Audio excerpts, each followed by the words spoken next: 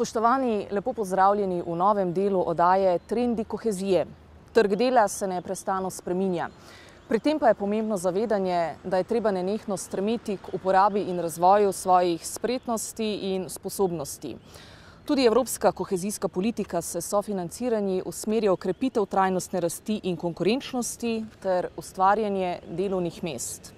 Tokrat govorimo o programih izobraževanja in usposabljanja. Naš sogovornik pa je gospod Tadej Pirc, strokovni vodja v Razvojnem centru Murska Sobota. Gospod Pirc, lepo pozdravljeni. Lep pozdrav. Torej, pri vas v Razvojnem centru Murska Sobota delujete na različnih področjih, izvajate zelo veliko programov izobraževanj in usposabljanj. Vsak sicer naslavlja nekaj drugega ali pa se morda tudi ti programi nadgrajujejo. Mogoče v samem uvodu, kakšna je sploh rdeča nit vseh teh programov? Osnovno poslanstvo recimo Razvojnega centra Murska Sobota je že od ustanovitve leta 1996 spodbujanje gospodarske oziroma podjetniške iniciative v mestni občini Murska Sobota in v Pomurski regiji, potem ko je Razvojni center prevzel tudi vlogo nosilne regionalne razvojne agencije za Pomurje.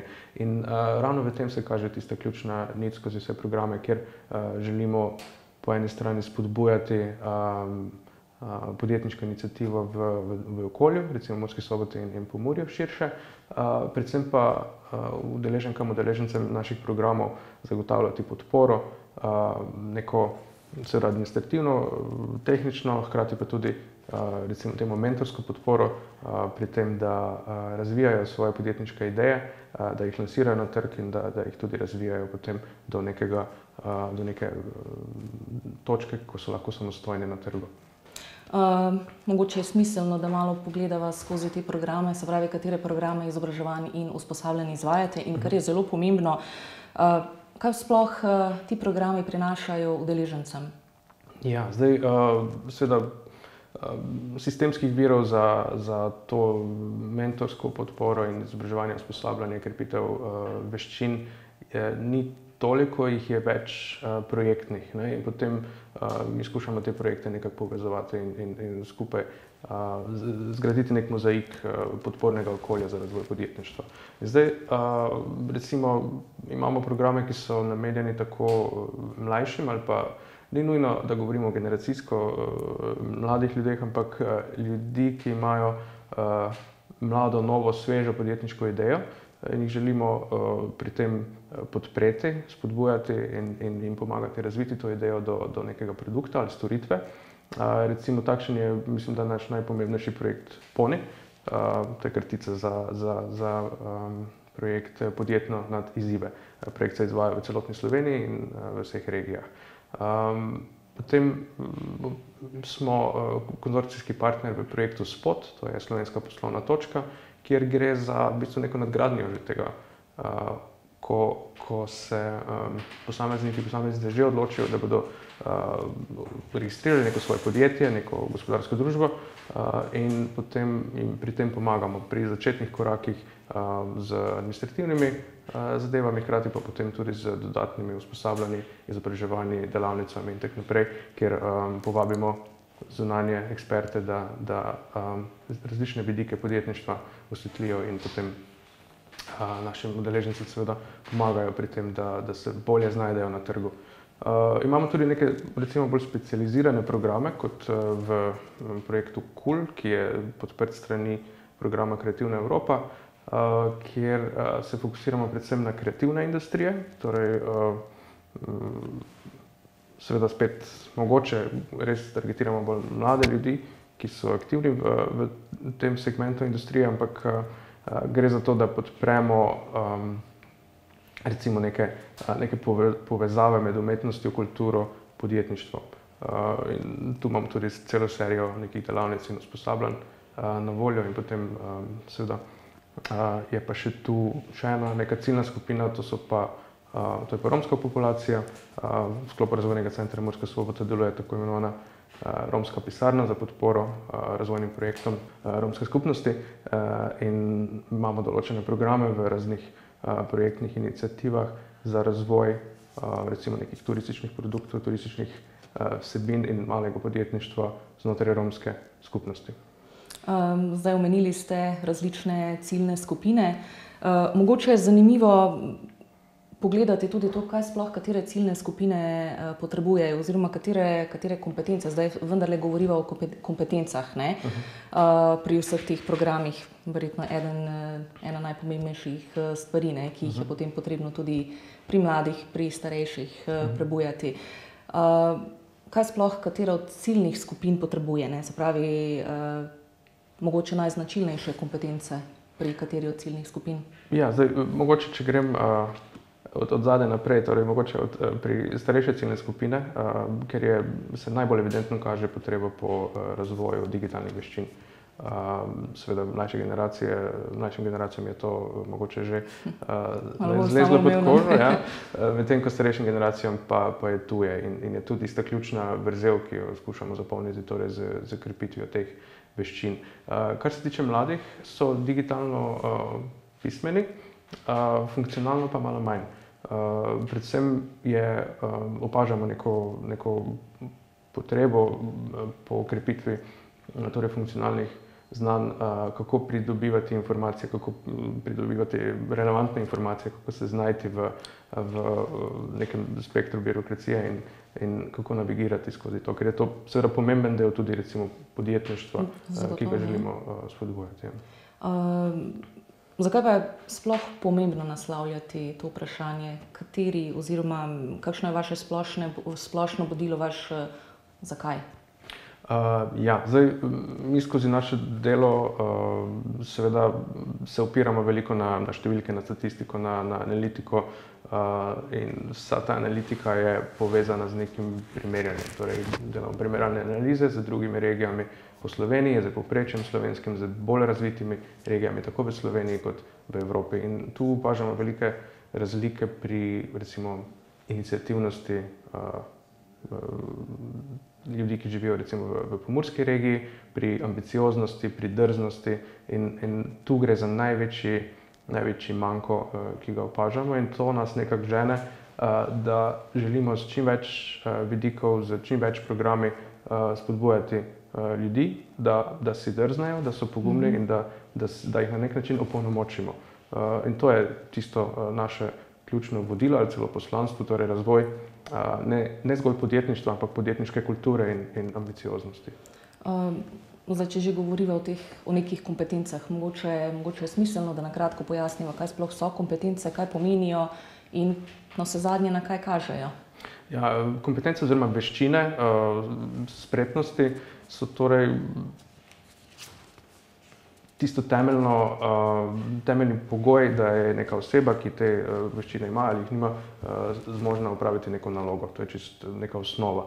Zdaj obstaja seveda različne kategorizacije veščin, zelo neka enostavna bi lahko bila, torej obstajajo osebnostne veščine, poklicno specifične in pa določene neke splošne veščine. Zdaj tekom izobraževalnega procesa se večinoma naučimo kakih deloma nekaj splošnih, predvsem pa poklicno specifičnih. In zdaj v Sloveniji je izobraževalni sistem naravnan tako, da zelo dobro pokrije ta del poklicno specifičnih veščin. Kar se tiče nekih drugih osebnostnih in pa nekih splošnejših, pa je šibkejši in ravno tu vstopimo torej vsi tisti, ki podpiramo po eni strani vseživljenjsko učenje, hkrati pa seveda tudi te specializirane programe na področju recimo podjetništva, kulture, umetnosti. No, naj se kar tako navežem na ta vaš odgovor. Uspevate, kaj opažate, uspevate te zastavljene cilje realizirati? Ja, v veliki meri ja.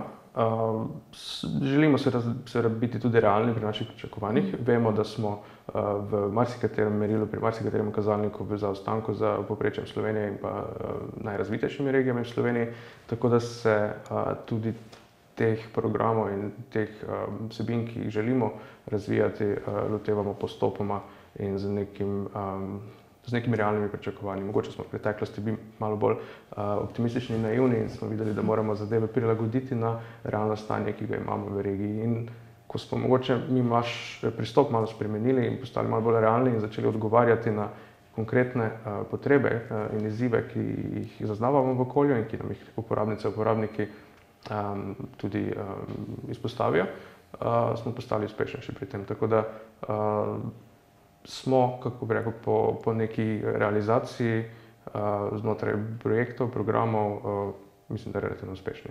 No, sej konec koncev nič ne gre na silo, ne? Zanimivo, med kompetence prištevamo tudi motivacijo, potem samopodobo, vzorce razmišljanja, pa mogoče na kratko, kaj opažate pri pristopnikih, se pravi pri udeležencih vaših programov, katere kompetence so morda najpogostejše, glede na vaše opažanje, katere je potem potrebno dodatno razvijati ali na njih dodatno delati?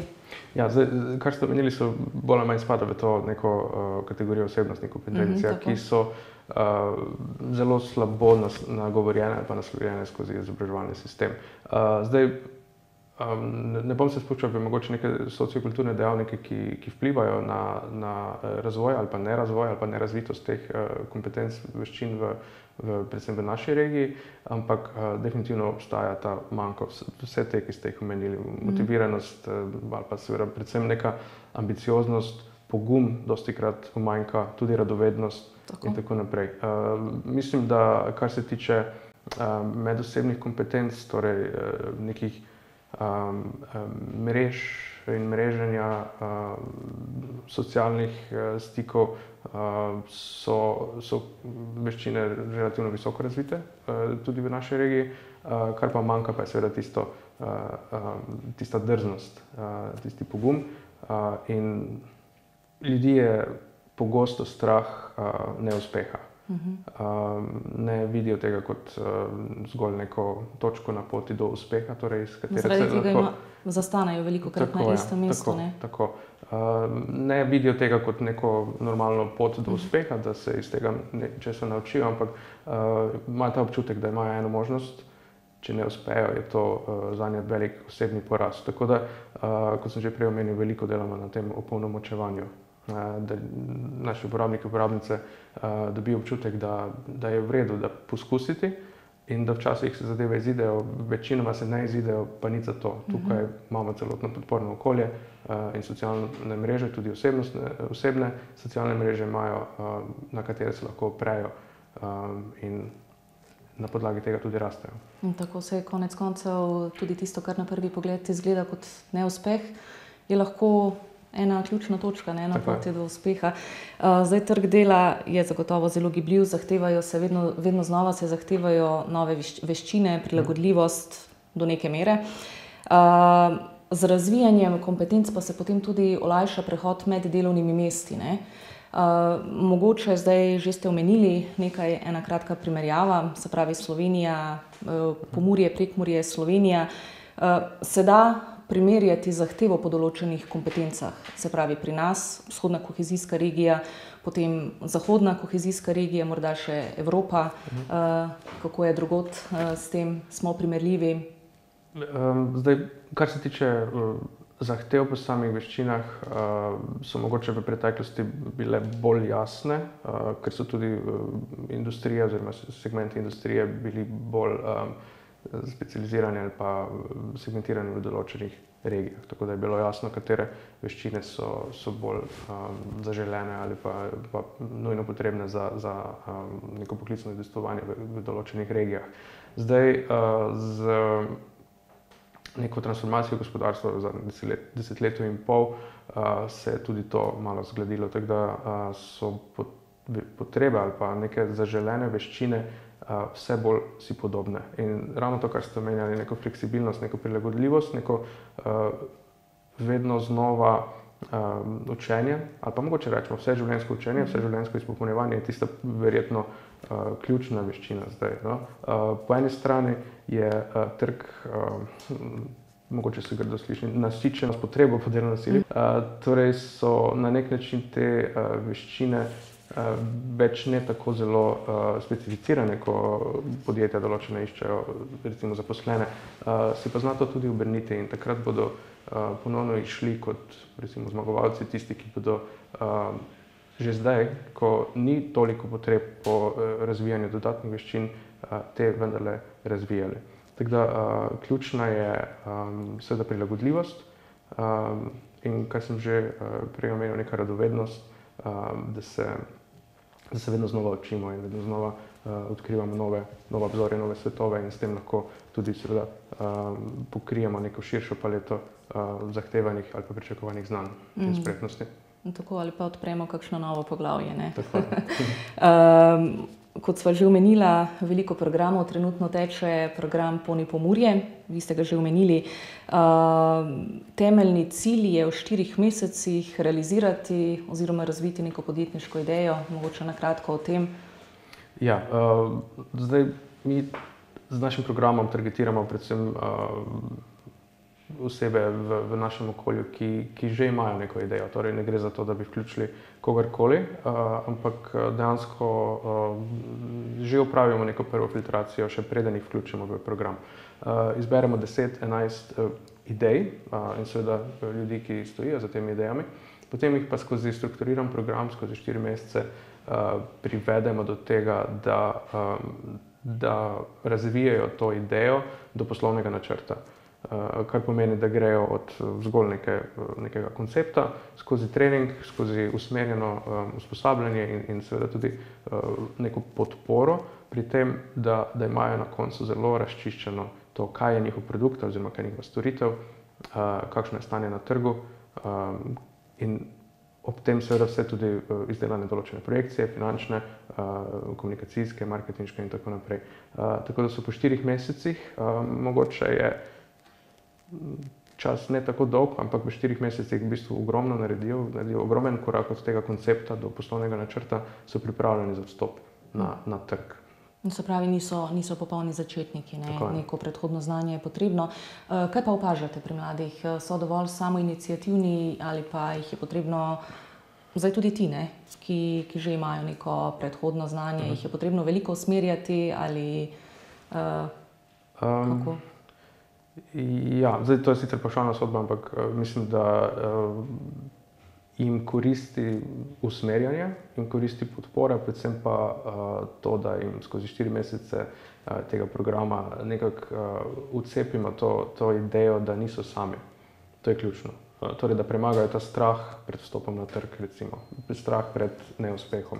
Da vejo, da tudi po 4 mesecih obstajajo tu določeni programi, spodbude, podporno okolje, ki jim lahko še tudi po zaključku tega programa pomaga in stoji ob strani. Dolgoročni cilj vseh teh programov, Ponija, tudi ostalih, je zagotovo zmanjševanje brezposelnosti oziroma povečanje zaposljivosti in konkurenčnosti.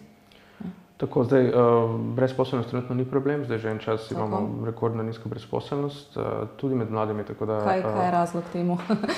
Bi upali povedati? Večplastni. Dobri programi države ali?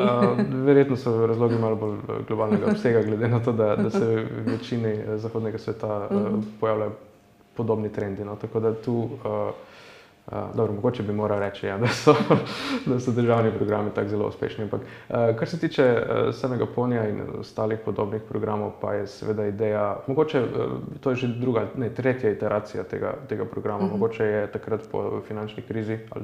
Osma skupina? Ali ne, v bistvu znotraj enega programa je več skupin, ampak zdaj imamo že tretje izvajanje. Tako, pa mislim, da sem nekje zasledila, da je sedaj že 8. skupina ali samo tem. Ne, zdaj je prva skupina v tej sezoni. Tej sezoni, ja. Recimo prejšnja sezona je torej se zaključila, mislim, z 8 skupinami, ja. Predtem pa je prva, recimo neka oblika tega programa bila že vzpostavljena tekom finančne krize, mislim, da več kot 10 let nazaj, takrat se je imenovala podjetno v svet podjetništva, se mi zdi. Takrat je mogoče res ideja bila zmanjšati brezposelnost, predvsem med mladimi, kot nek socialni korektiv.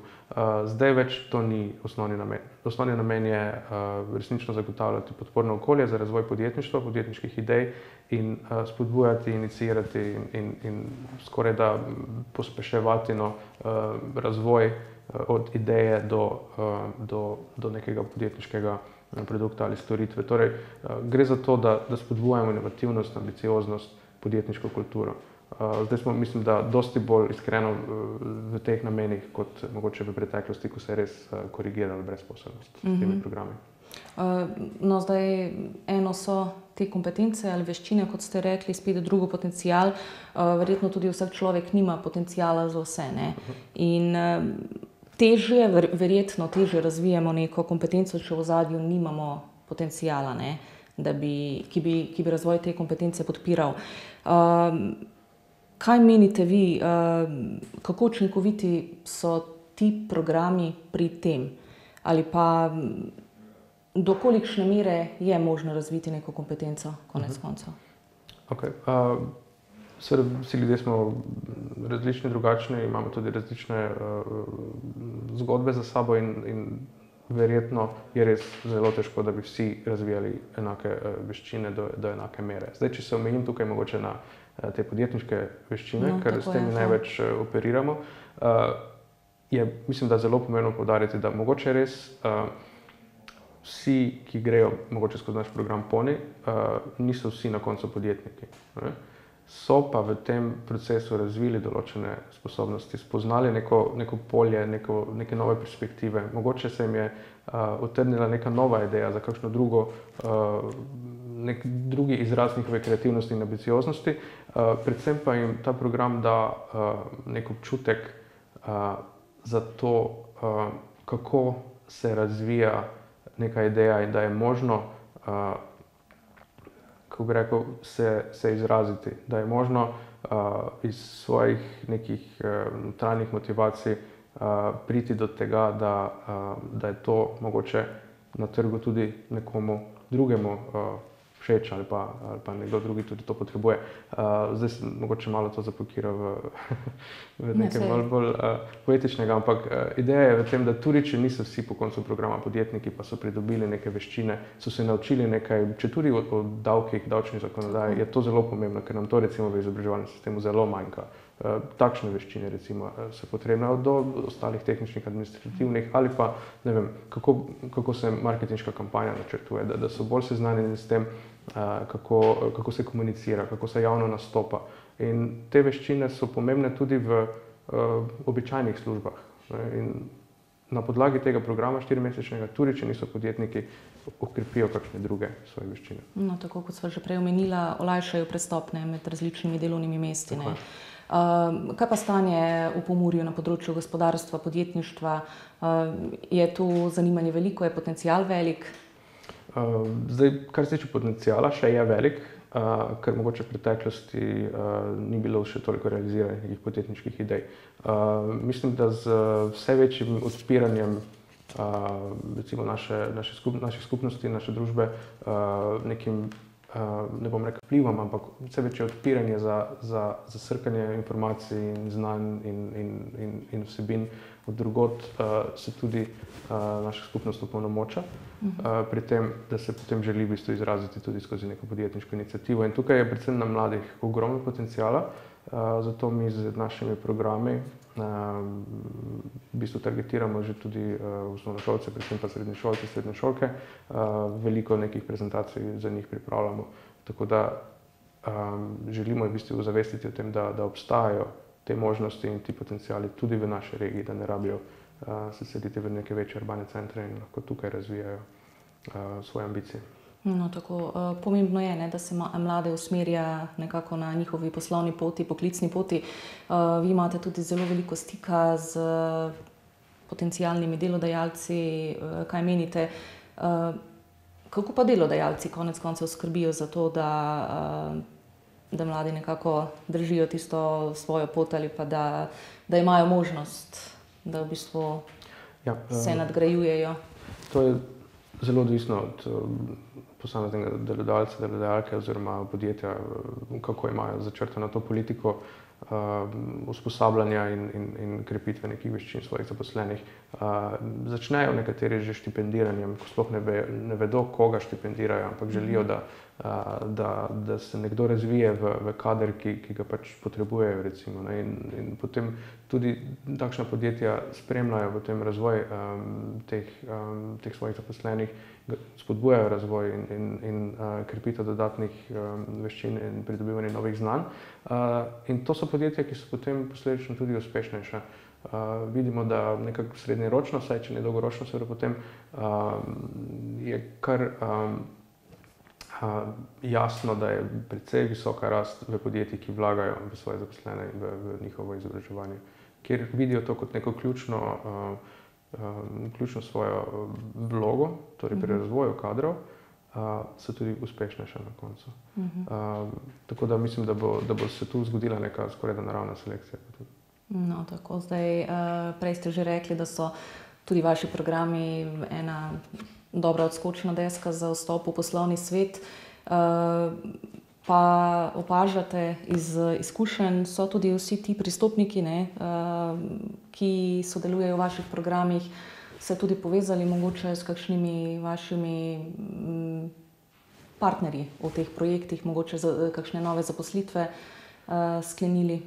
Ja, opažamo kar nekaj tega, imamo seveda, ohranjamo stik z našimi udeleženkami, kolikor se seveda da. Zdaj nekateri delajo svojo pot, nekateri so v bistvu že razvili precej daleč svoje podjetje in veliko se jih je pomrežilo z ostalimi udeleženci, udeleženkami, dosti pa tudi z nekimi drugimi deležniki, drugimi partnerji, s katerimi mi kot razvojna agencija sodelujemo, in v bistvu je tudi to ena dodana vrednost tega programa, torej da preko nas lahko vstopijo v neke mreže, neka partnerstva in vidimo, da tisti, ki se angažirano tega lotijo že tekom samega programa, so tudi zdaj uspešnejši, so že na neki drugi stopni kot mogoče tisti, ki so ostali skorajda samostojno, izolirani od teh mrež. Tako da, ja, želimo spodbujati tudi to in imamo neke programe, neke tudi dogodke organiziramo, kjer se vsi naši, seveda povabimo vse udeležence, udeleženke, odzove se jih v bistvu precej veliko, da se spet pridejo podružiti in pomrežiti in da mogoče drug drugemu predstavijo, kaj delajo, s kakšnimi izzivi se soočajo. To je tudi dober feedback za nas, da vemo, kako v prihodnje te vsebine naslavljati in kaj še vključiti v program, da bi bil boljši. No, kaj se lahko prinese neka osnovna ideja, ne? Se pravi, dvig kompetenc, vse to potem zagotovo tudi močno vpliva na dvig kakovosti življenja, ne, posameznikov. Mogoče še kakšen je odnos povpraševanje, zanimanje, se pravi, se mladi ljudje ali pa tudi ostali zanimajo za tisto, po čemer je največ povpraševanja, ali kakšni so izzivi na tem področju zdaj, mogoče pri nas, pa tudi širše?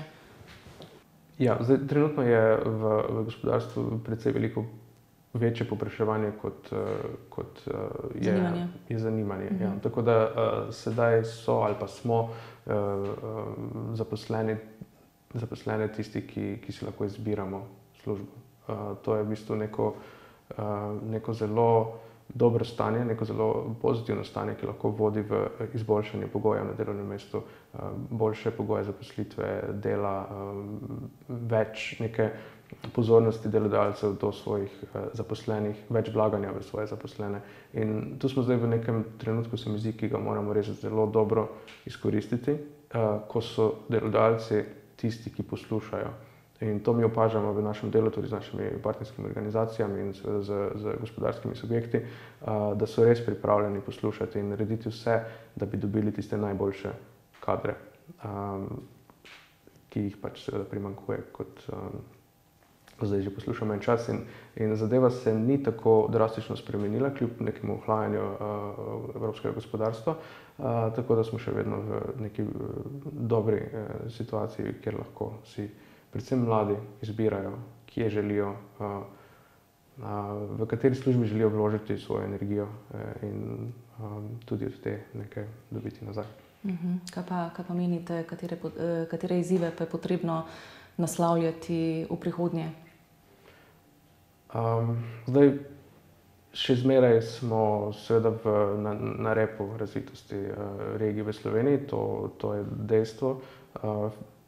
Kljub temu, da se kazalniki izboljšujejo, povečujejo, seveda to je dober podatek, ampak vseeno smo pa še zmeraj v zaostanku, istem zaostanku, kot smo bili pred leti za najbolj razvitimi v Sloveniji ali pa tudi za povprečjem Slovenije. Tako da izzivi ostajajo enaki. Manjka nam seveda nek širši spekter izobraževalnih možnosti v regiji. Kar se tiče gospodarstva, tudi samo gospodarstvo to izpostavlja, da je težko dobiti kadre, ki grejo na izobraževanje nekam drugam, da bi se vrnili v to okolje. Tako da, če bi uspeli mogoče vzpostaviti neke močnejše izobraževalna središča na terciarni ravni v naši regiji, bi potem lahko zagotavljali tudi visokokakovostne kadre, recimo v gospodarskih subjektih v regiji. In tu je eden ključnih izzivov, ki seveda se mu reče beg možganov, in je povezan seveda z občimi demografskimi trendi. Mi smo v Pomurju najstarejša regija v Sloveniji in ta razkorak do preostale Slovenije se samo še veča, kar se tiče po naši povprečni starosti in tako naprej. In tu je največji izziv, ker na mladih seveda prihodnost stoji, in če mladi odhajajo, če smo vse starejši v regiji, potem nam tudi ta prihodnost nekam polzi. Kaj pa mogoče menite, zdaj veliko se poudarja, ja, mladi so prihodnost res, ne? Ampak verjetno tudi to povezovanje medgeneracijsko, ne? Znotraj podjetij, kjerkoli, ne? Se pravi starejši, mlajši, ne? Se vam zdi to pomembno? Ja, vsekakor. Zdaj, podjetja, ki jih zanima razvoj kadrov in seveda vse bolj jih mora zanimati razvoj kadrov, vlagajo vse več v programe internega mentoriranja, mentorstva, prenašanja znanj iz tistih, ki so že v nekem podjetju dlje zaposleni, na tiste nove, mlajše zaposlene. Tako da ti programi so vse bolj prisotni v podjetjih, kar je zelo pozitivno in kaže na neke premike, ki so seveda nujni in zato seveda se tudi zdaj izvajajo. Ampak kar se tiče širše gledano v družbi, pa seveda imamo predvsem v naši regiji velik potencial pri starejših, ki so največja skupina med brezposelnimi. Torej, dolgotrajno brezposelni so večinoma, mislim, da starejše ženske. In tu je en ogromen potencial, ki ga zanemarjamo. Obstajajo določeni programi, ki spodbujajo vključevanje tega segmenta družbe ne nujno v zaposlovanje, ampak mogoče nek prenos znanj, mogoče nek razvoj nekih mikropodjetniških zgodb, od turizma do nekih lokalnih zgodb in tako naprej. In tu mislim, da še imamo kot regija velik potencial, ki ga zanemarjamo. Tako da v bodoče upam, da bomo skozi neke programe razvoja, predvsem podeželja, lahko vključevali tudi te skupine aktivneje. No, super, zanimivo. Bi želeli še kaj poudariti? V zvezi z veščinami upam, da je jasno, da nikoli ne bomo prišli do konca, ampak je vse življenjski proces in upam, da bomo tako sistemsko kot na osebni ravni vsi zavezani temu, da jih vedno znova dopolnjujemo in razvijamo. No, tako. Gospod Pirc, hvala lepa za pogovor. Želim vam vse dobro na vaši poti. Hvala, enako tudi vam. Spoštovane gledalke, cenjeni gledalci, hvala za vašo družbo. Seveda pa vabljeni tudi prihodnjič, ko bomo obravnavali novo temo. Do takrat, lep pozdrav!